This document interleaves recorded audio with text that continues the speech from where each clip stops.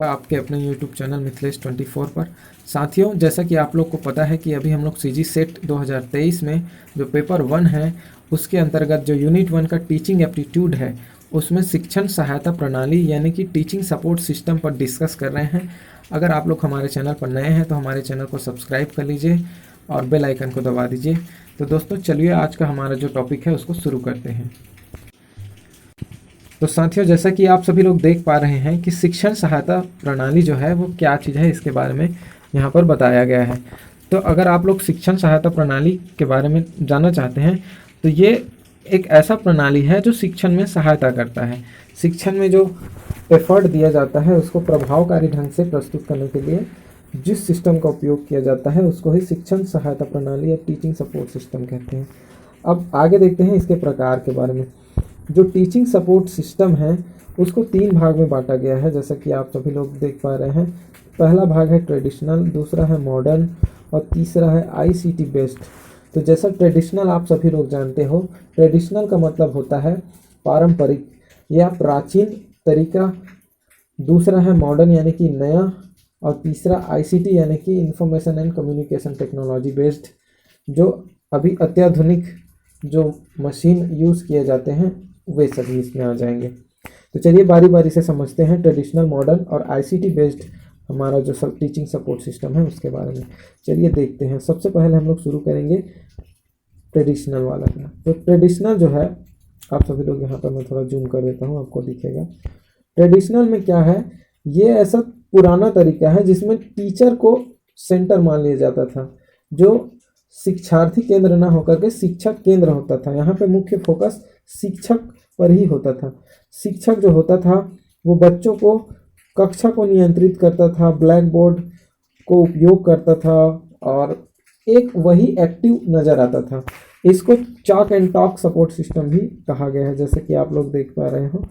Chalk and talk पद्धति मतलब जो शिक्षक है वो ब्लैक बोर्ड पर जो लिखेगा, जो बोलेगा, वही छात्र उसको दोहराएंगे, रटेंगे, याद करेंगे।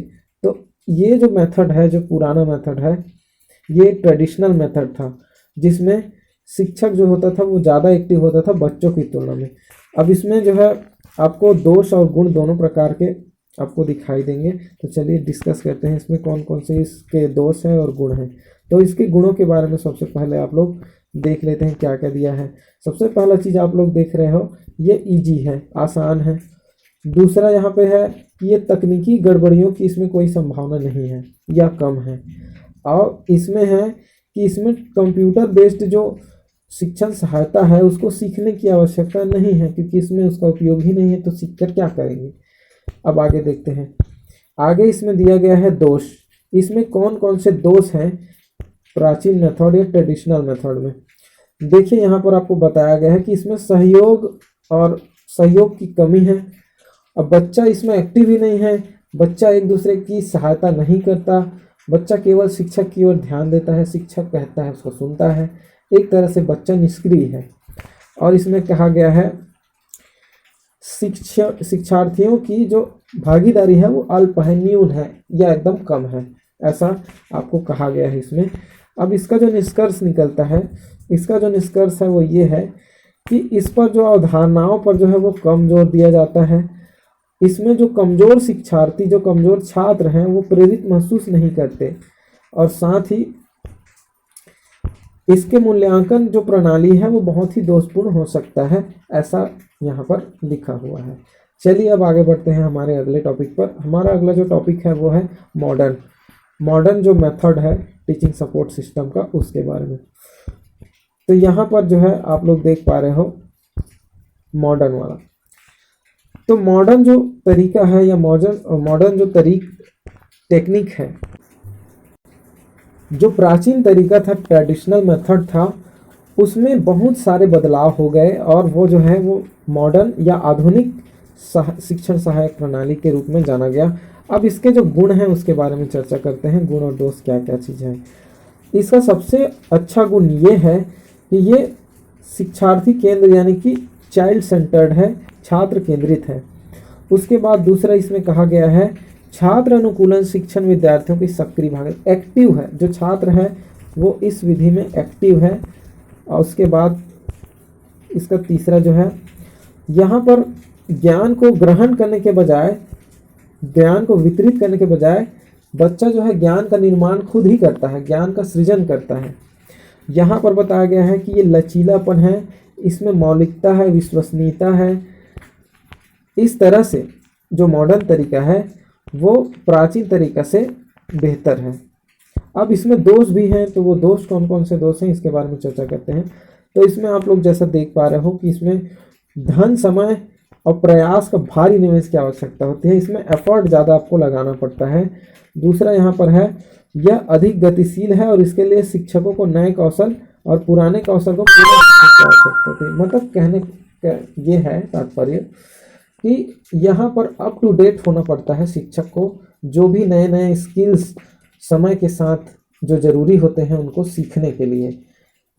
उसके बाद यहाँ पर कहा गया है कि ये जो है प्रौद्योगिकी पर बहुत अधिक निर्भर है, जो शिक्षकों के अधिकार को कम करती है। मतलब इसमें जो मॉडर्न जो तरीका है उसमें शिक्षक जो है तकनीकों पर ज़्यादा आश्रित है, ऐसा इसमें कहा गया है। अब चलिए हमारा जो आगे बढ़ते हैं हमारे अगले टॉपिक पर, जो है ICT based teaching support system. तो हमारा ICT based teaching support system है, इसके बारे में देखते हैं। तो नाम से ही स्पष्ट है, इंफॉर्मेशन एंड कम्युनिकेशन टेक्नोलॉजी के माध्यम से इसमें जो है टीचिंग को एफर्ट या प्रभावशाली बनाया जाता है। तो इसकी जो कुछ विशेषताएं हैं उसके बारे में चर्चा करते हैं। जैसे पहला, इसमें पावर पॉइंट द्वारा इसमें प्रस्तुतिकरण होता है, इंटरैक्टिव तथा स्मार्ट बोर्ड इसमें यूज होता है। यहाँ पर छात्रों को समझने के लिए माइक्रोफोन का उपयोग करने के लिए तथा स्पीकरों का उपयोग करने के लिए किया जाता है। यहाँ पर कक्षाओं में लैपटॉप तथा कंप्यूटर और जो भी नए अत्याधुनिक चीज़ें हैं उनका उपयोग करके शिक्षण को प्रभावशील बनाया जाता है। अब देखिए इसमें जो बताया गया है, ऑडियो विजुअल रिकॉर्डिंग की आप यहाँ पर सुविधा है। यानी कि अगर मान लो कोई छात्र है वो क्लास में ध्यान नहीं दे पाता तो बाद में भी जाके उस चीज़ को रिकॉर्डिंग देख सकता है। उसके बाद यहाँ ऑनलाइन छात्रों को विषय से बेहतर ढंग से समझने की सहायता करते हैं। जैसा आप लोग कोरोना काल में देखे भी हो कि ऑनलाइन जो शिक्षा है उसको बढ़ावा मिला है, छात्र अपने घर पर ही रहकर क्लास अटेंड कर सकता है और अपने जो शिक्षा है उसको जारी रख सकता है। तो ये इसका जो है गुण है।